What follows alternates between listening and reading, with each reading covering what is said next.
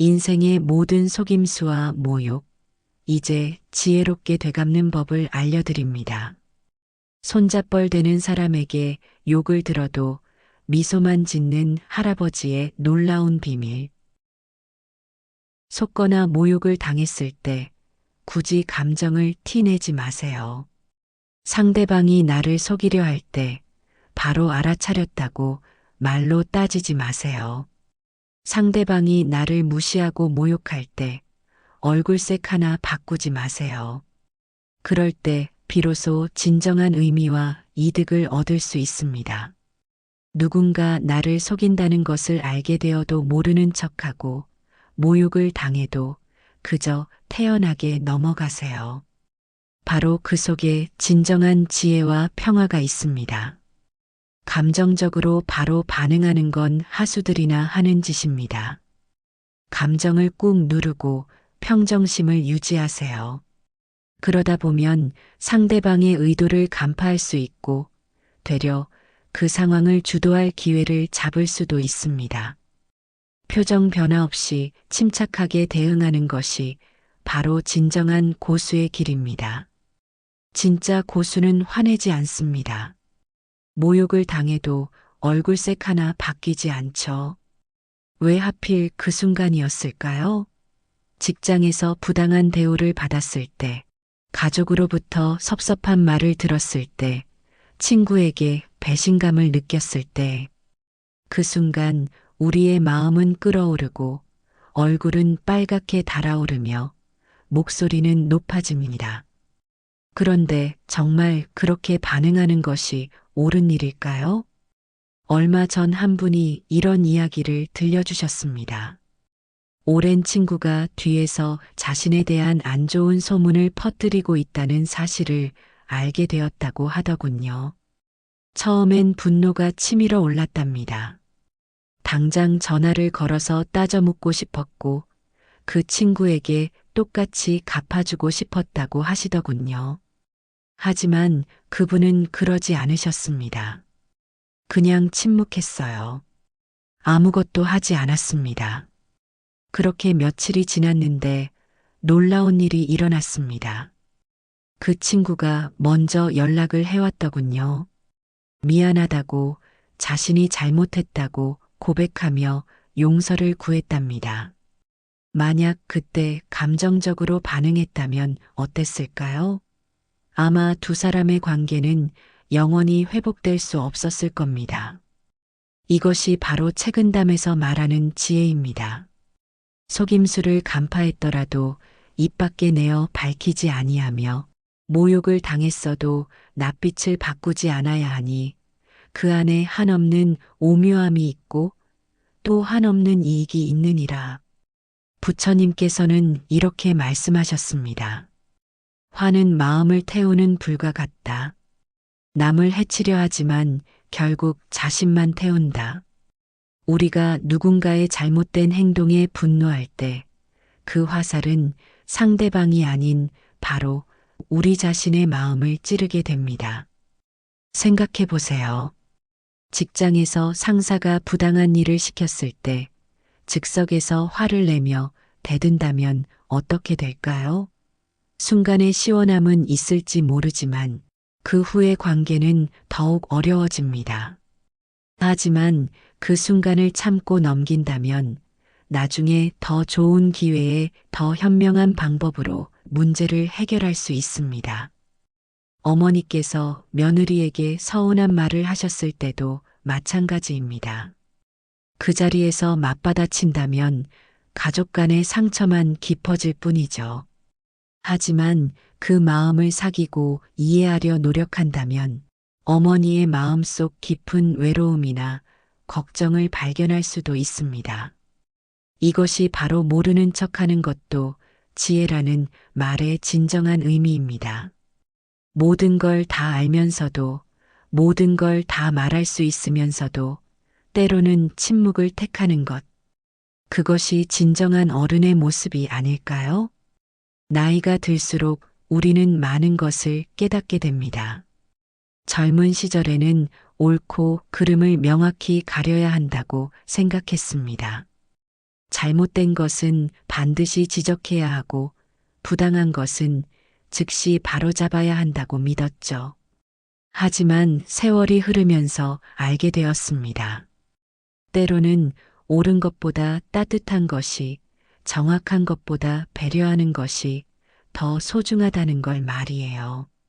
한 가지 이야기를 더 해보겠습니다. 옛날에 어떤 선사님이 계셨는데 제자들이 늘 궁금해하는 것이 있었습니다.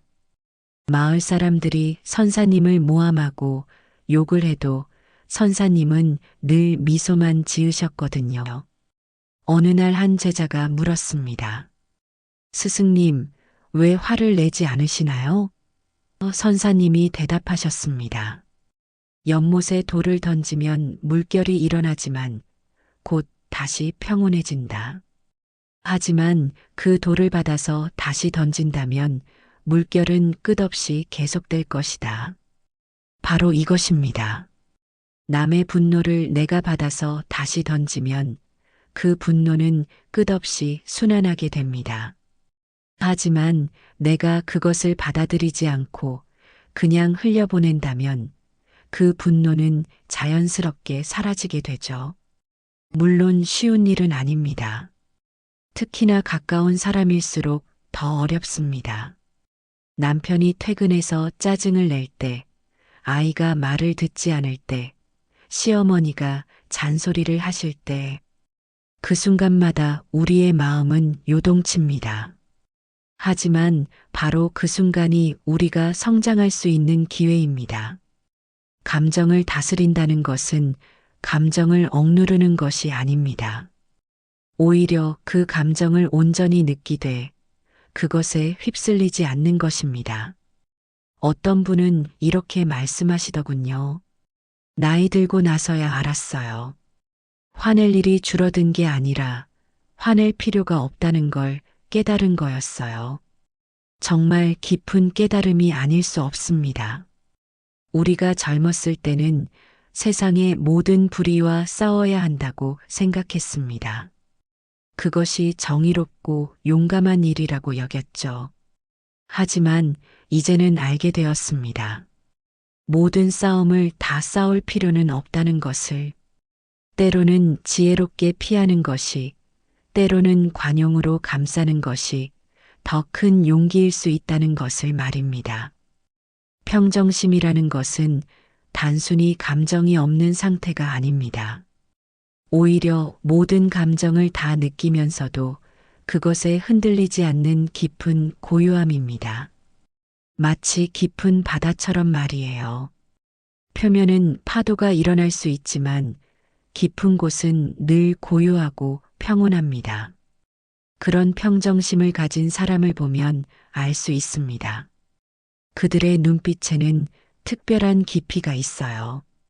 세상의 모든 것을 다 겪어본 듯한, 그리고 그 모든 것을 이해하고 받아들인 듯한 그런 깊이 말입니다. 그들은 크게 웃지도 크게 화내지도 않습니다. 하지만 그들 곁에 있으면 마음이 편해집니다. 왜일까요?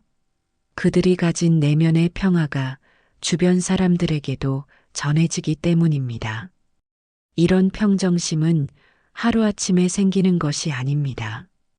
수많은 상처와 실망, 그리고 용서의 과정을 거쳐서 만들어지는 것이죠. 마치 조개가 모래알을 품어 진주를 만들어내듯 우리도 삶의 아픔을 품어 지혜의 진주를 만들어내는 것입니다. 한 분이 이런 얘기를 해주셨어요. 시어머니와 20년 넘게 갈등을 겪으셨다고 하더군요. 처음에는 매번 맞서 싸웠답니다. 시어머니가 한마디 하시면 두 마디로 받아쳤고, 그럴 때마다 집안 분위기는 얼어붙었죠. 그런데 어느 날 시어머니가 홀로 앉아 한숨을 쉬고 계시는 모습을 보게 되었다고 해요. 그때 깨달았답니다. 시어머니의 잔소리와 간섭 뒤에는 외로움과 사랑에 대한 갈망이 숨어 있었다는 것을요. 그 순간부터 달라졌다고 하시더군요. 시어머니가 뭔가 말씀하시면 일단 네, 어머니 하며 듣기 시작했답니다. 맞받아치지 않았어요. 그랬더니 신기하게도 시어머니의 말씀이 점점 부드러워지더라는 거예요. 결국 두 분은 서로를 이해하는 관계가 되셨고 지금은 진짜 모녀처럼 지내신다고 하더군요. 이것이 바로 감정을 다스리면 상황을 다스릴 수 있다는 진리입니다. 내가 먼저 변하면 상대방도 변하게 됩니다. 내가 먼저 평온해지면 상대방의 마음도 자연스럽게 가라앉게 되죠. 부처님의 가르침 중에 이런 말씀이 있습니다.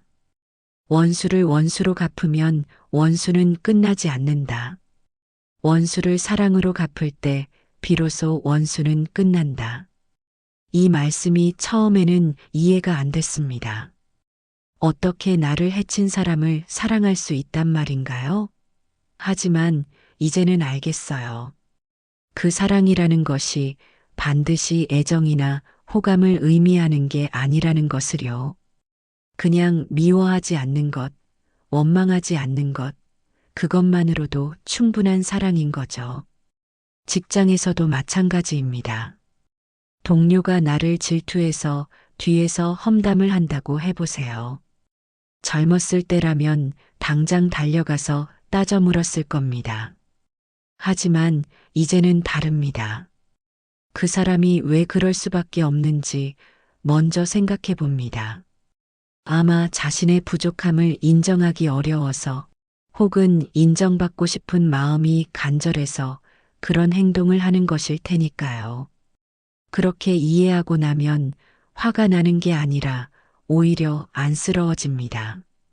그리고 그런 마음으로 대하다 보면 상대방도 자연스럽게 마음을 열게 되죠. 결국 그 동료와도 좋은 관계를 만들어갈 수 있게 됩니다. 이런 경험들을 통해 우리는 알게 됩니다. 진정한 승리는 상대방을 이기는 것이 아니라 자신의 마음을 이기는 것이라는 걸요. 남을 바꾸려 하지 말고 나부터 바뀌는 것. 남을 이해시키려 하지 말고 내가 먼저 이해하는 것. 그것이 바로 평정심의 힘입니다. 우리는 나이가 들수록 세상을 더 넓게, 더 깊게 보게 됩니다. 그래서 예전에는 큰 일로 여겼던 것들이 이제는 그저 지나가는 구름처럼 느껴지죠.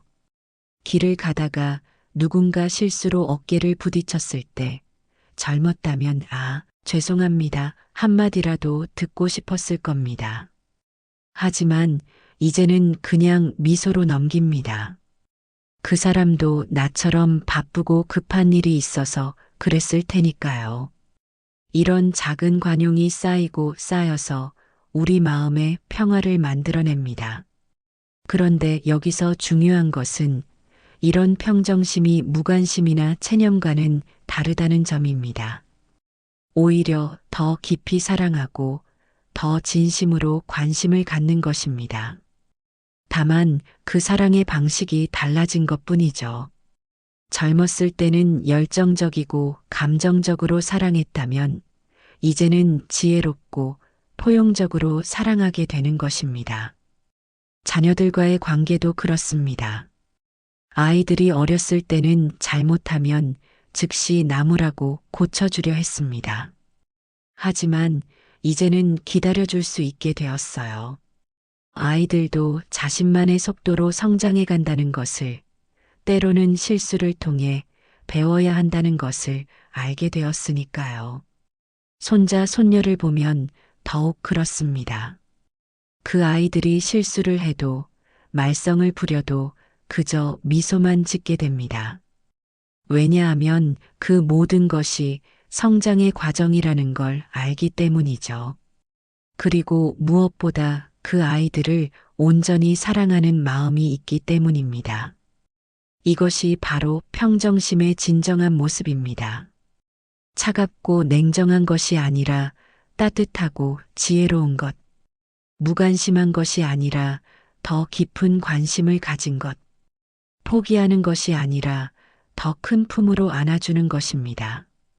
부처님께서는 이런 마음을 자비라고 하셨습니다. 자비란 단순히 불쌍히 여기는 마음이 아니라 모든 존재의 고통을 이해하고 그들의 행복을 진심으로 바라는 마음입니다. 그리고 그런 마음을 가질 때 우리는 비로소 진정한 평화를 얻을 수 있다고 말씀하셨죠. 생각해보면 우리가 지금까지 겪은 모든 어려움들, 모든 상처들이 결국 이 깨달음을 위한 과정이었던 것 같습니다. 젊은 시절에 치열했던 감정들, 중년에 복잡했던 인간관계들, 그 모든 것들이 지금 이 순간의 지혜를 만들어낸 소중한 경험들이었던 거죠. 이제 우리에게는 그 경험에서 우러나온 깊은 통찰이 있습니다. 세상의 모든 갈등과 아픔 뒤에는 사랑받고 싶어 하는 마음, 인정받고 싶어 하는 마음이 숨어 있다는 것을요. 그리고 그런 마음을 이해할 때 비로소 진정한 화해와 평화가 가능하다는 것도 알게 되었습니다. 그렇다면 이제 우리는 어떻게 해야 할까요? 먼저 오늘 하루만이라도 실천해 보는 건 어떨까요? 누군가 나에게 짜증을 내거나 불친절하게 대한다면 즉시 반응하지 말고 잠깐 멈춰서 생각해 보세요. 저 사람은 지금 어떤 마음일까? 무엇 때문에 저렇게 행동하는 걸까? 그리고 가능하다면 그 사람의 마음을 이해하려고 노력해 보세요.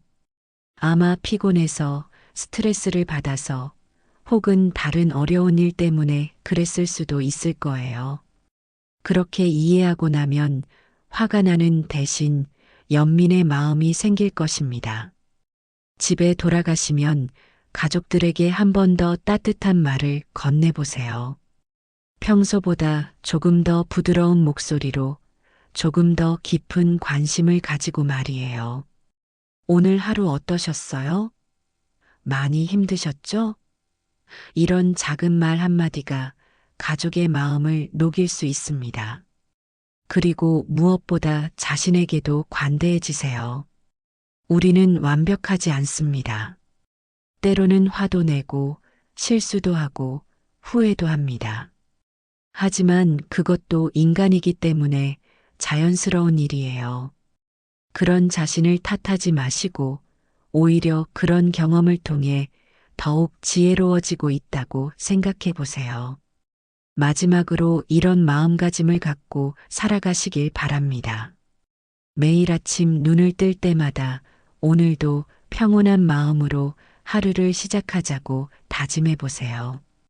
그리고 잠자리에 들 때는 오늘 하루도 감사했다는 마음으로 눈을 감아 보세요. 세월이 흐를수록 우리는 더 많은 것을 잃어갑니다. 젊음도 건강도 때로는 소중한 사람들도 떠나보내야 하죠. 하지만 그 대신 얻는 것도 있습니다. 바로 이런 깊은 지혜와 평온한 마음입니다. 그리고 이것은 그 어떤 것과도 바꿀 수 없는 소중한 보물입니다. 진짜 고수는 화내지 않습니다. 모욕을 당해도 얼굴색 하나 바뀌지 않죠. 모르는 척하는 것도 지혜이고 감정을 다스리는 것이 상황을 다스리는 길입니다. 그리고 평정심이야말로 우리가 가질 수 있는 최고의 무기입니다.